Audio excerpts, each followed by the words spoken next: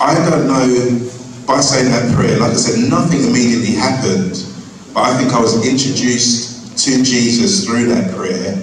But 6 weeks later, I had an encounter with Christ that I knew for sure that I was now a born-again Christian.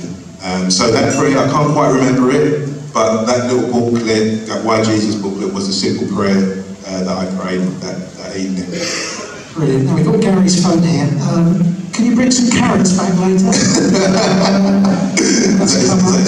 think that may be from your wife. Okay, that's a shopping list.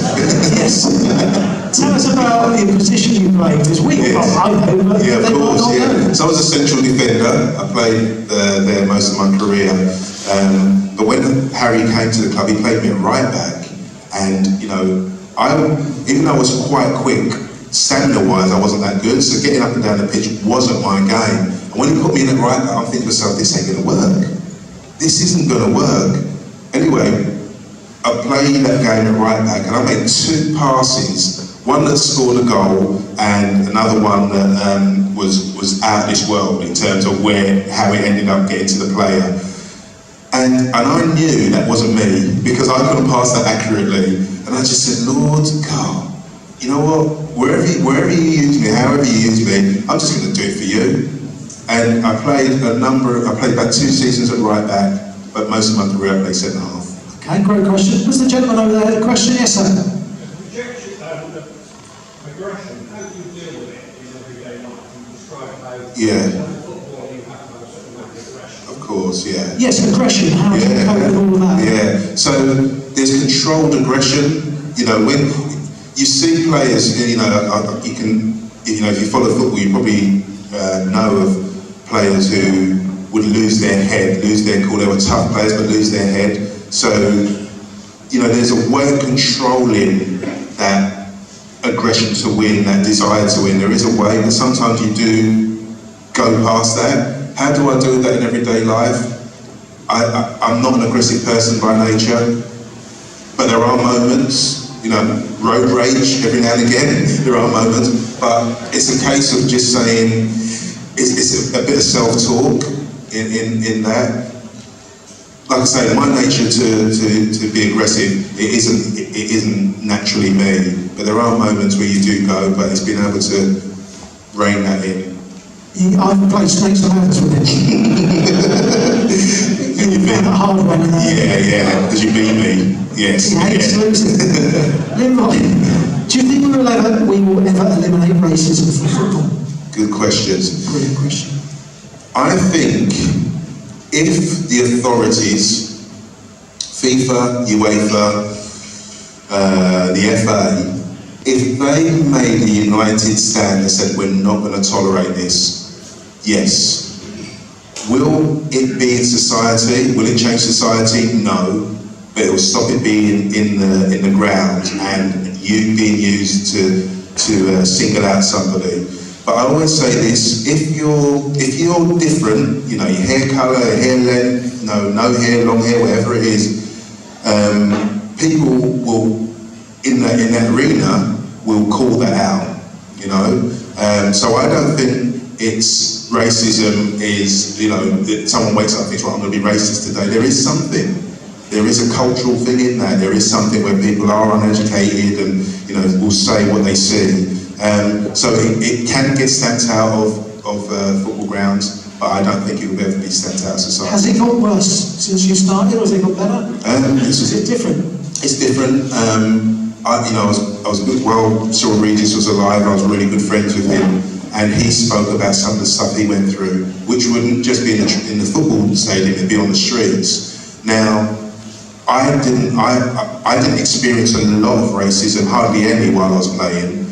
But to see and hear what's going on now, it's like the people's rights to vent their frustration at somebody because they paid.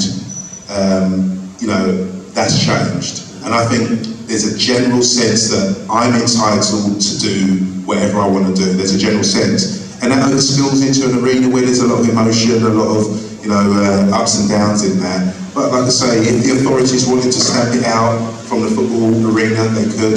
if they made a tough sanctions from the top and all stand together with it.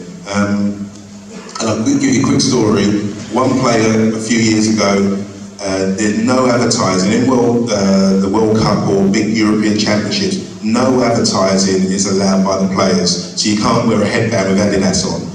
This player had shorts with Paddy Power, not shorts, boxer shorts with Paddy Power around there. So when he fell over or he scored, I think his shirt came up and it had Paddy Power. He gets fined something like 60 grand. And then there was a stadium, can't remember the country, but there was racist taunts. They got fined £2,000. So so you see there that what does it mean to the people in charge? So they can do it if they want to do it. A few people ask favourite scripture, favourite part of the Bible, and why? Good. I think I'm fortunate enough. I work for a charity called Christians in Sport, so I do a lot of reading with professional footballers, a lot of Bible reading and things like that.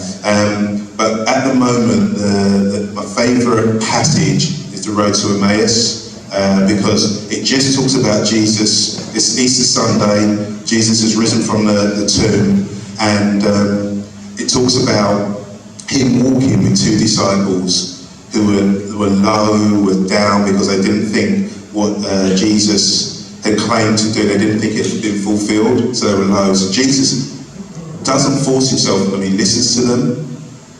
Then he talks about himself from the Old Testament, talks about the prophecies through two books, Psalms and Isaiah, talks about himself. And then he gets to the house, and then they want him to stay, and they break bread, and they recognise who Jesus is. And I think on my journey, and a lot of people's journey, Jesus comes alongside us, but we don't recognise him. We then get to learn about him through the Bible, so you start to meet him, and then there's an action, there's an evidence that says he's real. And that passage at the moment I really love, because it shows the gentleness and the loving nature of Jesus. Brilliant. Best player you've ever played against? Thierry Henry. Yeah, he used to always score against me. I used to think I've got him, he'd be running, he'd do his thing, get out to the outside, I'd think, I've got him. Oh no, I haven't. Oh, he scored again. And sometimes these goals are that good, I used to have a little clap as well. Well done, Thierry. So if you were ever marking Wayne Rooney, would you kick him a little bit when people weren't looking? You can tell us, we won't tell anyone. I'm amongst friends, aren't I? He's amongst friends, yeah? Yeah. Maybe. No, in fact, it's funny. I always felt the way I played was hard but fair. And there was a moment we were playing Man United, and Rooney's running. Like, I'm out of position, and the ball's been flicked on by Van Nistelrooy. It's been flicked on, and he's in on goal. Now, I would have been sent off twice as a Christian, so I'm thinking to myself, I've got a split second here. I can take him out and I'm going to get a red card without a doubt, or I can attempt to tackle him and give away a penalty. And this is going through, you've got about 3 seconds to make a decision. I think, right, he's in the box, I'm going to make this tackle, and I leap, you're not allowed to tackle like this anymore, but I leap at him, and I get my toenail to the ball. He falls over my leg, and he jumps up, he screams, "Referee, penalty!" The referee said, "No penalty." So I didn't actually kick him, but I made it look like he fell over a lot harder than he did. So that's quite special to be able to tackle him like that. No, I haven't, no. Okay, last question then. To talk about your faith, the most important thing in your life, what would you say, what advice would you give to someone here who's been sort of dragged along under false pretenses maybe to see the football or the Eurovision Song Contest, and then what's this all about? And I've heard about Jesus, it's not rules or regulations, it's not about going to church 20 times or starting blessing songs and praying, helping old ladies across the road even if they don't want to go. But it's this personal friendship with God. What would you say to someone? You know what, it is about a relationship. I never heard or knew who Jesus was, apart from Christmas because of presents and Easter because of eggs. And once I started to ask questions about this Christian faith and why stuff happens in the world, if God is that good, why do bad things happen? When I started to ask those questions, was like something was removed from my eyes that made me think, actually, like you say, it's not about Sunday morning. That's great, but it's not about Sunday morning. It's not about being a good person, but actually it's about an individual relationship you can have with God. And I'd say anybody who's heard something this morning and thinking, I need to know more, ask the questions. Nobody can force you to become a Christian, but there are moments in our lives when life stops. Guaranteed, there's moments where we have a time to think about, what is this all about? You know, it could be a birth of a child, it could be a death in the family, it could be anything, it could be a loss of job, it could be health issues. But once your life stops, there's a space to ask the big questions. So I would encourage anybody that's thinking about, what is this all about now?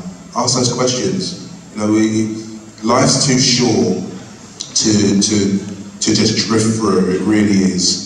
And once you know, once you understand, and you see who Jesus is and what he's done for you, your life has a purpose, a real purpose, because there is a plan for every single one of us. And once you're in that place of knowing that what God's got you, what God has prepared for you to do, once you're there, it's amazing, absolutely amazing. And Leggy, you know this, life isn't perfect. Life is bumpy. As a Christian, it's tough. But the reality of it is, God will get you through. He'll guide you through. Jesus will get you through. He'll guide you through the tough times and the good times. Brilliant, mate. And guys, if you want to hear a prayer, John, your little gang will be down here, yeah? So I think it'll be great now. We're just going to stand, we're going to have lunch in about half an hour. The band, James and the band are going to come back. When you spoke this morning, you talked about healing. It just reminded me, as a magazine, we're media sponsors of London Broncos Rugby League. We've had some lovely days out there. You brought some of your crew, a bit Mick down there. We were on a table, we have all the hospitality, and it's very posh and nice, and we're eating and drinking, and you always have a player who's normally injured on your table. And he prayed for him, didn't he? So I'm having a drink, having a pint with someone. I turn around, he's got this player with his legs up on the seat, and he's praying for this guy's leg to grow. Not a believer, his leg grew. It blew his mind, didn't it? I'm in contact with Will, he's playing again, and he drops his hips, and it's just the most naturally supernatural thing that I've seen for a long while. And I just think, as we stand, let's stand around, they're coming back on stage. If you would like a bit of prayer for healing or anything else, Mick's down there, he's good with legs. We've got Kevin over here with a bad shoulder, but seriously, put your hand up so everyone knows who it is. Mick, there we are. We'd love to pray for you. If you want to become a Christian, if you're not sure, you want to make sure. But particularly while Nick and Linvoy are still here, in the whole realms of healing, because we believe in a God who can heal people. He can set people free, and he can do it in the cheese and green place in Frome on Saturday. Can't he? Can't he? And it's not weird, it's not spooky, or anything like that. It's just the most naturally supernatural thing. So, as we're all standing, people maybe milling around, Mickey's over here, come and get prayed for. He would love to do that. Is that okay? I've not asked him.